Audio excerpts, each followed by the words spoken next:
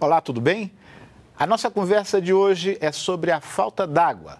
A crise no abastecimento afeta a rotina de milhões de brasileiros. Uma realidade histórica no Nordeste do país, a seca, deixou de ser exclusividade daquela região. E não é de agora. Quem não se lembra do drama de São Paulo? 3 anos atrás, o sistema Cantareira esvaziou até o volume morto, deixando em apuros mais de 8 milhões de moradores da maior região metropolitana do país. Será que as chuvas deste verão vão resolver o problema? Para responder a esta e outras perguntas, eu converso com o Superintendente de Planejamento de Recursos Hídricos da ANA, Agência Nacional de Águas, Sérgio Airi Moraes, e com o professor do Programa de Pós-Graduação em Tecnologia Ambiental e Recursos Hídricos da Universidade de Brasília, Oscar Cordeiro. Sejam bem-vindos e eu agradeço a participação de vocês nessa conversa sobre esse tema tão importante e tão atual. Antes de começar a nossa conversa, nós vamos ver uma pequena reportagem sobre a crise hídrica no Brasil. As chuvas chegaram, mas ainda estão longe de fazer o brasileiro esquecer o drama da falta de água que vem enfrentando nos últimos anos.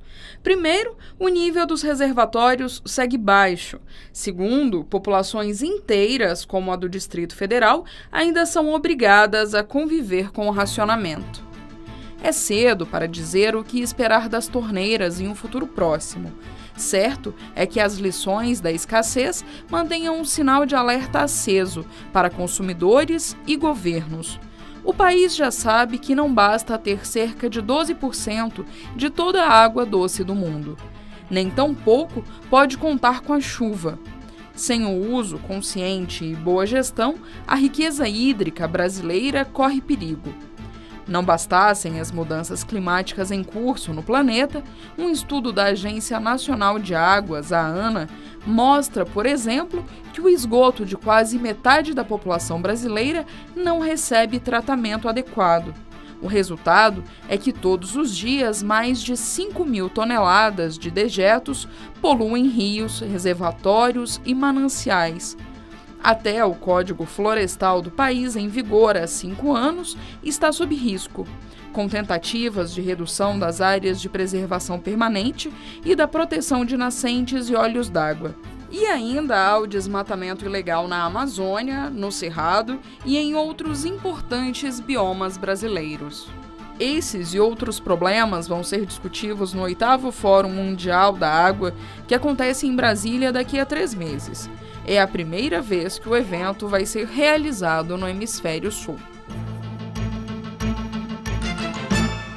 Sérgio, muito apropriado a realização desse fórum aqui no Brasil nesse momento. O momento é muito oportuno para a gente discutir a crise hídrica, não é isso? Sem dúvida, sem dúvida. Eu acho que a crise hídrica, ela coloca a questão da água na agenda, na realidade de cada cidadão, e o fórum, até por ser um evento mundial, né, um evento internacional que vai reunir aí especialistas, sociedade, políticos, tomadores de decisão em torno do tema da água, reforça essa importância de considerarmos a água como central na nossa agenda, na discussão, na tomada de decisão no país. Traz para a pauta do brasileiro a questão do uso compartilhado da água. Sem dúvida nenhuma. A questão do compartilhamento da água exige muita discussão, exige debate, exige acordos, exige o cumprimento de regras, né, que tem que ser negociadas e estabelecidas entre todos. Então é bastante oportuno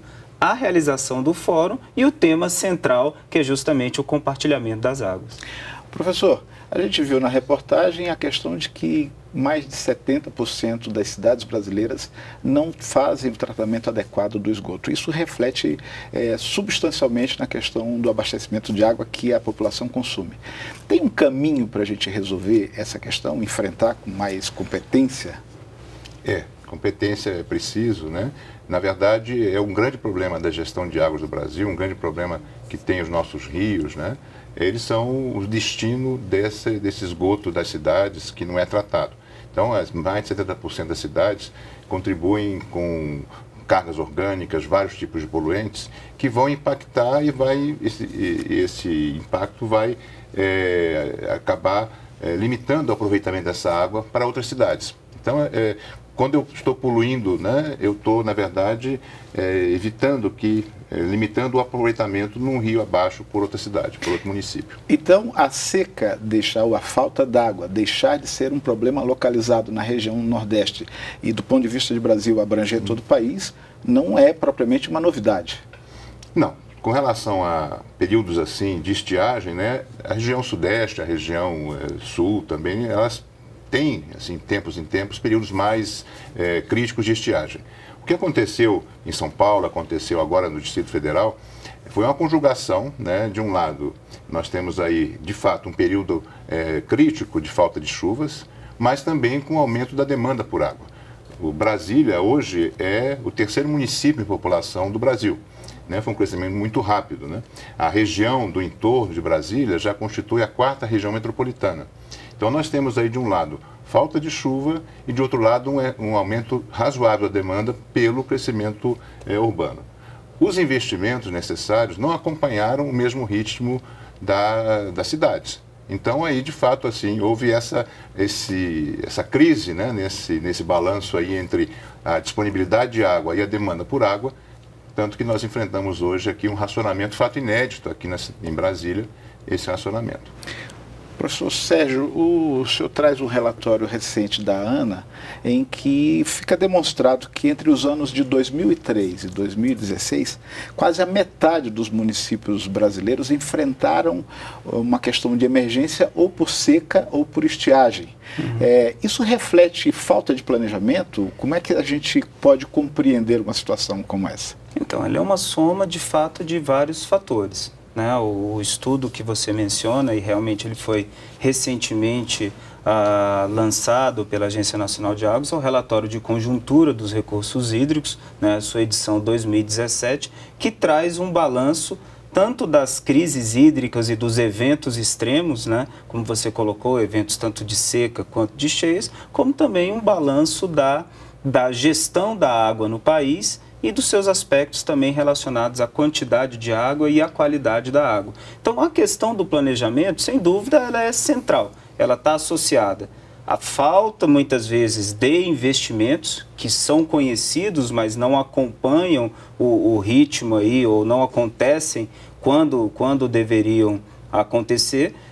Tem uma questão associada também a próprio uso e ocupação, né, do território, ou seja, uma concentração da população em grandes cidades, né, e isso acaba também contribuindo para que a gente tenha aí um desequilíbrio entre a oferta e a demanda, e aí, na ausência da chuva, né, aí o fator climático ele é a gota d'água, até no caso a falta dela, né, ou seja, é o que desencadeia então esse processo, principalmente no caso das secas. Professor, a gente tem uma situação privilegiada quando a gente pensa em reservas de água. Nós temos aquíferos importantes aqui no Brasil. Apesar disso, a crise hídrica nos preocupa. A utilização desses aquíferos não está sendo feita de forma adequada, ou o que é que está acontecendo? Nós temos muita água no Brasil, né? Provavelmente o país, né, se fala em 12% da água doce renovável do planeta, ela se concentra aqui no Brasil. Se a gente considerar, inclusive, a água que a gente recebe de outros países, circula em nosso território quase 18% da água doce do planeta. A questão primeira é que muitas vezes essa água, ela está onde o povo não está, né? Então nós temos aí um forte desequilíbrio entre a ocorrência na região amazônica, que é a grande produtora de água do planeta, inclusive a do Brasil, principalmente, a densidade de população ela é baixa. Então, onde existe maior concentração, eu tenho o uso dos rios e também o uso intensivo dos aquíferos. É muito importante que a gente acompanhe como é que esses aquíferos, né, essas águas subterrâneas, como é que elas são utilizadas. Porque muitas vezes tem havido, a gente sabe em casos no centro-oeste, no sudeste do Brasil, no próprio sul, de uso intensivo dessas águas subterrâneas, e o nível dessas reservas vai diminuindo. E aí a reposição não obedece à mesma velocidade. Exatamente, a reposição que é feita a partir das chuvas, né, do ciclo hidrológico natural, se eu estou, na verdade, consumindo mais do que a reposição natural. E isso causa impactos, inclusive na própria vazão dos rios, porque os rios, na verdade, muitos deles os rios são alimentados por águas subterrâneas. Se eu estou usando de forma intensa, eu posso estar tendo impacto também na vazão dos rios. Sérgio, o Brasil tem duas grandes bacias, a Amazônica e a do Prata. Numa, nós somos fornecedores, noutra, nós dependemos da água que vem de outros países. Essa é uma questão que vai ser discutida no fórum, o uso compartilhado dessa água, desses recursos hídricos?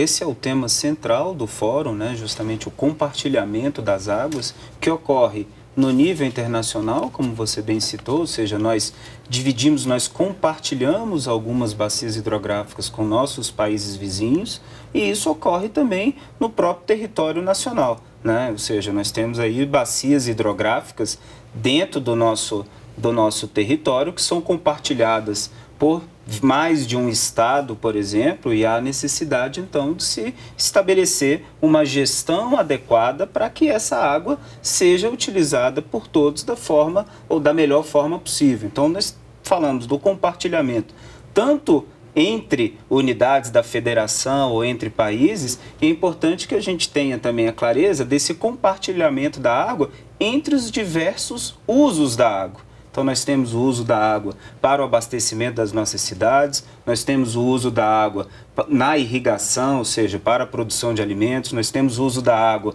para a geração de energia. A gente tem que lembrar que a água ainda é o principal componente aí da nossa matriz energética, o uso da água para fins industriais, o uso da água para navegação. Então, essa compatibilização dos usos múltiplos, que é uma das questões centrais da nossa política das águas, ela é essencial, e o fórum será mais uma oportunidade da gente incrementar e fazer essa discussão. Professor, é impossível a gente falar desse assunto e não lembrar desse desastre recentemente acontecido em Mariana, que é um exemplo dos efeitos do uso compartilhado da água, né? A gente viveu isso com uma intensidade muito grande, né? Um impacto ambiental muito grande. Foi, na verdade, é considerado como o maior desastre ambiental do Brasil, né? Esse rompimento da barragem. E é um exemplo claro, né, do comprometimento que pode haver quando eu tenho assim, uma barragem que estava na parte alta da bacia, né, nas cabeceiras do rio. Ela rompe e compromete, né, uma série de usos, uma série de atividades até a foz do rio. Então o impacto foi um impacto muito importante. Até hoje nós estamos medindo aí as consequências desse impacto. Vai muito além do impacto só econômico, né? Muito afeta a vida de muita gente, não é isso? Afeta a vida, afeta os ecossistemas, então os efeitos indiretos são às vezes muito mais devastadores do que os próprios efeitos diretos que se observam. E eu acho que, pelo menos, esse desastre Mariana serviu para alertar muitos brasileiros assim, sobre os riscos e as fragilidades que existem aí na gestão das águas, né, nas bacias hidrográficas. Nossos rios, às vezes muito poluídos, também estão ameaçados com esses desastres. Olha, nós vamos agora fazer um pequeno intervalo, a gente volta daqui a pouquinho para continuar esse assunto. É rapidinho.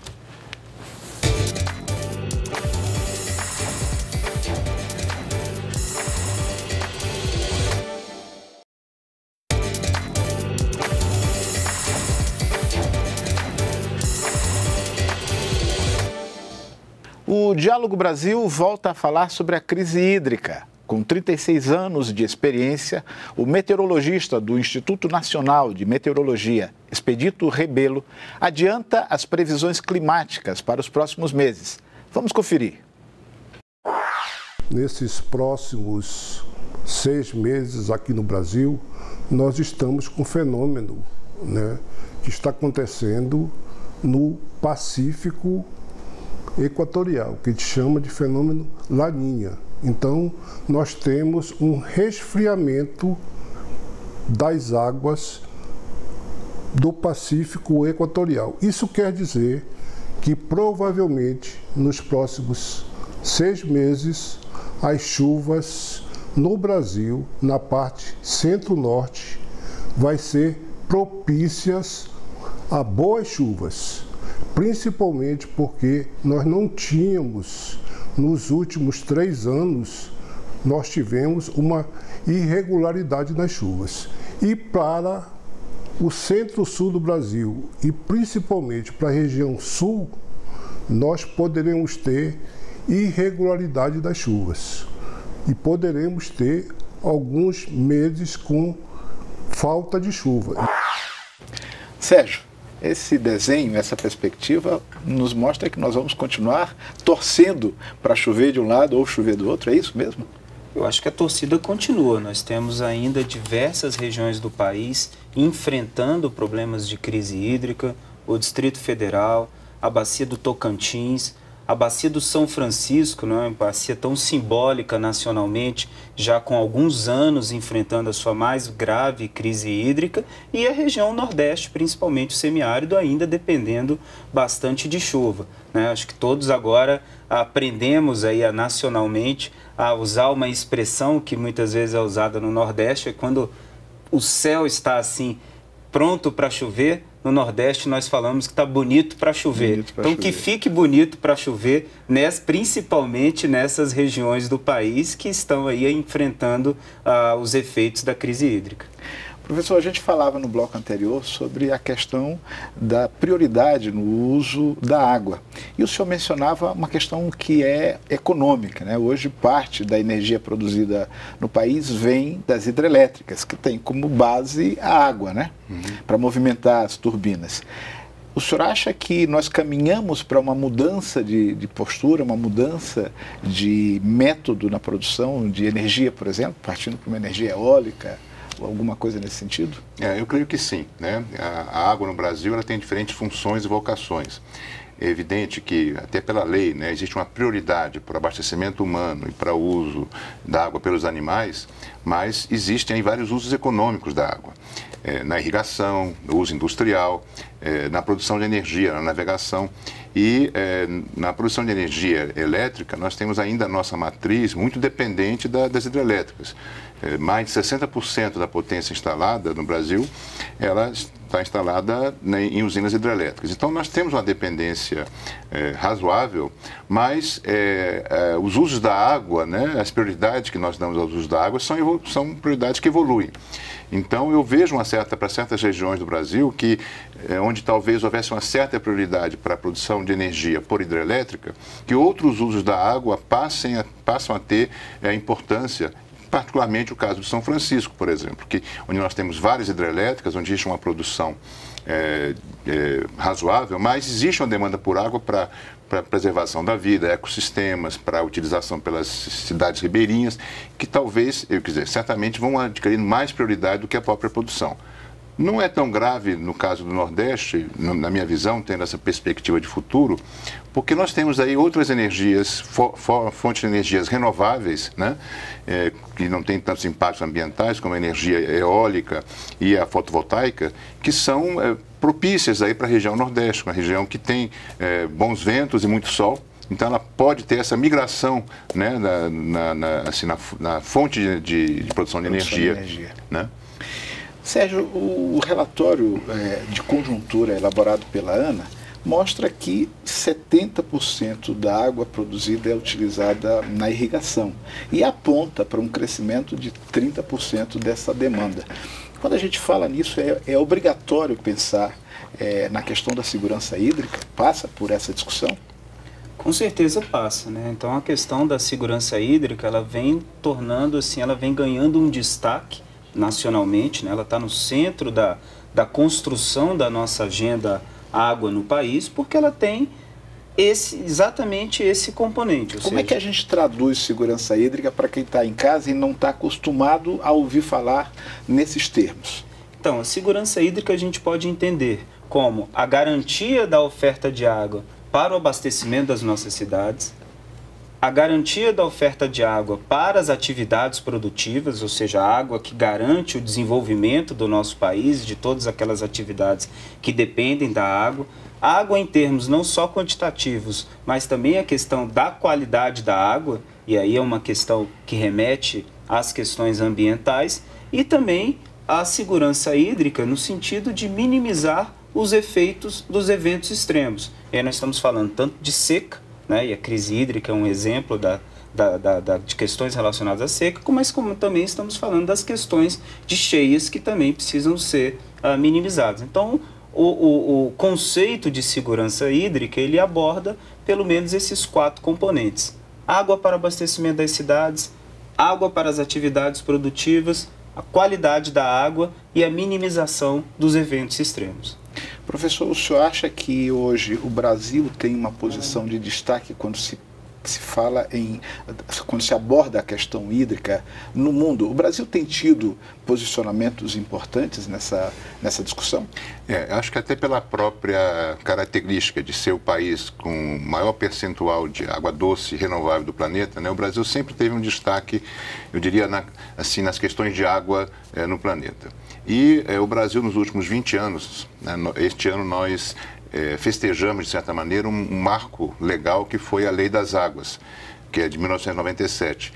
E essa lei trouxe uma série de conceitos e trouxe também uma proposição de instrumentos para a gestão da água, trouxe também proposição de formas de gerenciar água compartilhando com estados diferentes, né, usuários da água diferentes. E criou-se também até um sistema de regulação nacional do uso da água com a criação da Agência Nacional de Águas, que é do ano 2000. Então, o Brasil criou um sistema que hoje até permite que a gente tenha um relatório, conjuntura, com dados, né, conheça a situação das águas, que é muito respeitado internacionalmente. Eu sou testemunha de que vários países, né, principalmente aqui da América Latina, né, eles têm visitado aqui o Brasil para conhecer a experiência nossa nessa parte de gestão das águas.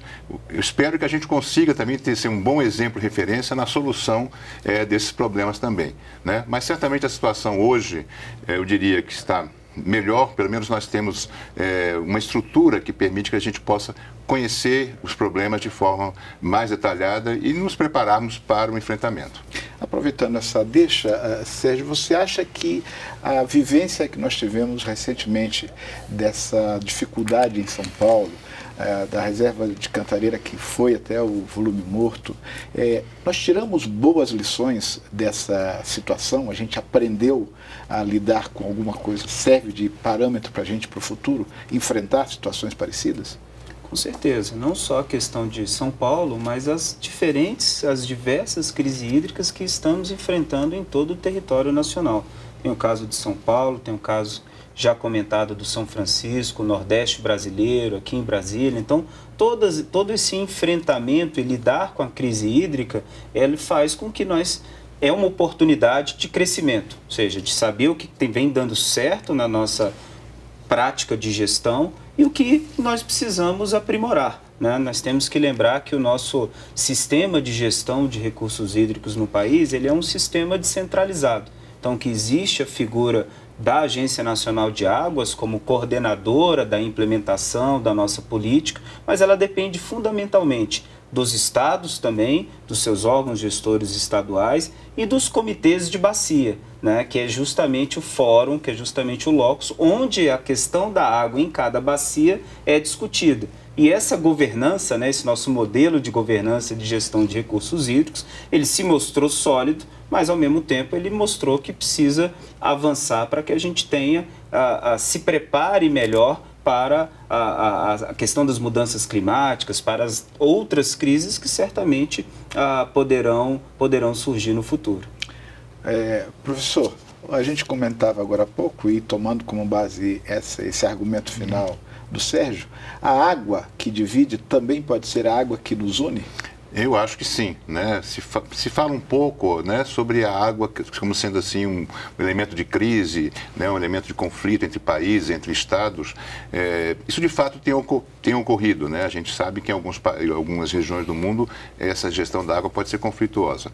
Mas, ao mesmo tempo, se nós tivermos aí um outro olhar, uma nova forma de fazer a gestão, a água pode ser justamente um elemento de união, né? Porque para se poder ter água, né, nesse contexto da segurança hídrica que foi mencionado aqui pelo Sérgio, né, temos que conversar, temos que compartilhar ideias, temos que compartilhar ações, projetos.